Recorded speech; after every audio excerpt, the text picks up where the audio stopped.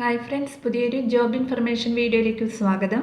അപ്പോൾ ഇന്നത്തെ ഒരു വീഡിയോയിൽ നമ്മൾ നോക്കാൻ പോകുന്നത് വിവിധ തസ്തികകളിലായി തിരുവിതാംകൂർ ദേവസ്വം ബോർഡിൽ വന്നിട്ടുള്ള ജോലി ഒഴിവുകളെ കുറിച്ചിട്ടാണ്. കേരള ദേവസ്വം ബോർഡ് വഴിയാണ് ഈ വിജ്ഞാപനം വന്നിട്ടുള്ളത്. 10ാം ക്ലാസ് മുതൽ യോഗ്യതയുള്ളവർക്ക് അപേക്ഷിക്കാൻ അവസരമുണ്ട്. ഓൺലൈനായിട്ടാണ് അപ്ലൈ ചെയ്യേണ്ടത്. അപ്പോൾ നമുക്കൊരു നോട്ടിഫിക്കേഷൻ്റെ കൂടുതൽ ഡീറ്റെയിൽസ് നോക്കാം. വീഡിയോയിലേക്ക് പോകുന്നതിന് മുമ്പ് നിങ്ങൾ ആരെങ്കിലും ആദ്യമായിട്ടാണ് ഈ ചാനൽ കാണുന്നതെങ്കിൽ മറക്കാതെ സബ്സ്ക്രൈബ് ചെയ്ത് വയ്ക്കുക. അതോടൊപ്പം തന്നെ പുതിയ നോട്ടിഫിക്കേഷൻ കിട്ടുന്നതിന് വേണ്ടി തൊട്ടടുത്തുള്ള ബെൽ ബട്ടൺ കൂടി എനേബിൾ ചെയ്യുക.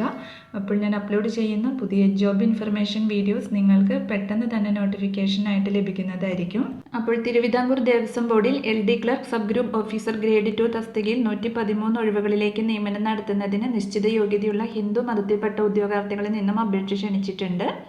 കേരള ദേവസ്വം റിക്രൂട്ട്മെന്റ് ബോർഡിന്റെ ഔദ്യോഗിക വെബ്സൈറ്റായ www.kdrv.kerala.gov.in ഒറ്റത്തവണ രജിസ്ട്രേഷൻ നടത്തിയ ശേഷം ഓൺലൈനായി സമർപ്പിക്കുന്ന അപേക്ഷകൾ മാത്രമേ സ്വീകരിക്കുകയുള്ളൂ.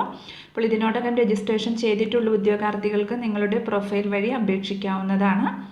ആദ്യം LD clerk sub group officer grade 2 തസ്തികയിലേക്കാണ് ഒഴിവ് വന്നിട്ടുള്ളത്. കാറ്റഗറി നമ്പർ 039/2025 ആണ്. ശമ്പള സ്കെയിൽ വരുന്നത് 26,500 മുതൽ 60,700 രൂപ വരെയാണ്. വിദ്യാഭ്യാസ യോഗ്യത വരുന്നത് +2 അല്ലെങ്കിൽ തത്തുല്യ യോഗ്യത ഉണ്ടായിരിക്കണം. കൂടാതെ ഗവൺമെൻറ് അംഗീകൃത സ്ഥാപനത്തിൽ നിന്നുള്ള കമ്പ്യൂട്ടർ വേഡ് പ്രോസസ്സിംഗ് സർട്ടിഫിക്കറ്റും ഉണ്ടായിരിക്കണം. 113 ഒഴിവാണ് വന്നിട്ടുള്ളത്. അടുത്തത് തിരുവിതാംകൂർ ദേവസ്വം ബോർഡിൽ പ്യൂൺ ഓഫീസ് അറ്റൻഡന്റ് തസ്തികയിൽ 14 ഒഴിവിലേക്കാണ് നിയമനം നടത്തുന്നത്. 040/2025 ആണ് ഇതിൻ്റെ കാറ്റഗറി നമ്പർ വരുന്നത്. ശമ്പള സ്കെയിൽ 23,000 മുതൽ 50,200 രൂപ വരെയാണ്. ക്വാളിഫിക്കേഷൻ വരുന്നത് SLC പാസ് അല്ലെങ്കിൽ തത്തുല്യ യോഗ്യത ഉണ്ടായിരിക്കണം. കൂടാതെ സൈക്ലിങ്ങും അറിഞ്ഞിരിക്കണം. അടുത്തത് തിരുവിതാംകൂർ ദേവസ്വം ബോർഡിൽ സ്ട്രോങ് റൂം ഗാർഡ് തസ്തികയിലെ 9 ഒഴിവിലേക്കാണ് നിയമനം നടത്തുന്നത്. 041/2025 ആണ് കാറ്റഗറി നമ്പർ വരുന്നത്.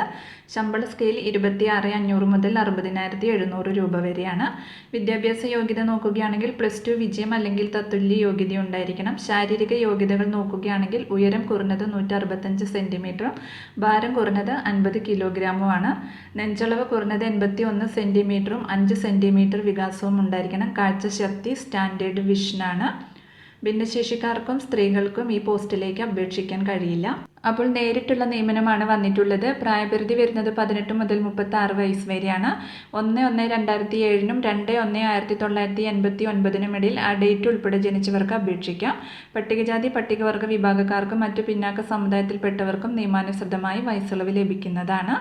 ഇതിലേക്കൊരു പരീക്ഷാ ഫീസ് ഉണ്ട്. 500 രൂപയാണ് പരീക്ഷാ ഫീസ് വരുന്നത്. SC കാൻഡിഡേറ്റ്സിന് 250, ST കാൻഡിഡേറ്റ്സിന് 250, OBC 500, general EWS 500 രൂപയാണ്.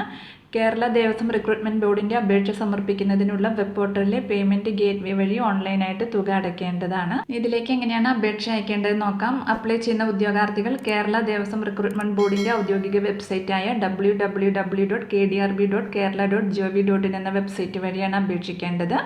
വെബ്സൈറ്റിന്റെ ഹോം പേജിലുള്ള അപ്ലൈ ഓൺലൈൻ എന്ന ലിങ്കിലൂടെ ഒറ്റത്തവണ രജിസ്ട്രേഷൻ നടത്തിയ ശേഷം നിങ്ങൾക്ക് നിങ്ങളുടെ യൂസർ ഐഡിയും പാസ്വേഡും ഉപയോഗിച്ച് ലോഗിൻ ചെയ്ത് അപേക്ഷ സമർപ്പിക്കാവുന്നതാണ്. അപ്ലോഡ് ചെയ്യുന്ന ഫോട്ടോ 3 മാസത്തിനകം എടുത്തതായിരിക്കണം. ഒരിക്കൽ അപ്ലോഡ് ചെയ്ത ഫോട്ടോ തുടർന്നുള്ള അപേക്ഷ സമർപ്പിക്കുന്നതിനും ഉപയോഗിക്കാവുന്നതാണ്.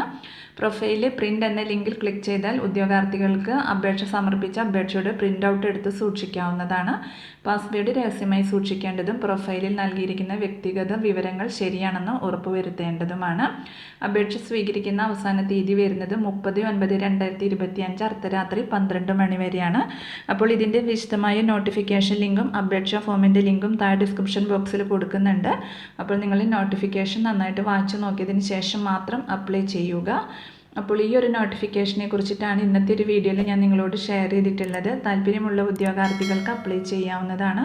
അപ്പോൾ ഈ ഒരു വീഡിയോ നിങ്ങൾ മാക്സിമം നിങ്ങളുടെ ഫ്രണ്ട്സിലേക്കും കൂടി ഒന്ന് ഷെയർ ചെയ്ത് കൊടുക്കുക. വീഡിയോ നിങ്ങൾക്ക് യൂസ്ഫുൾ ആയിട്ടുണ്ടെങ്കിൽ ലൈക്ക് ചെയ്യുക. പുതിയൊരു വീഡിയോയുമായി കാണുന്നത് വരെ താങ്ക്സ് ഫോർ വാച്ചിങ്.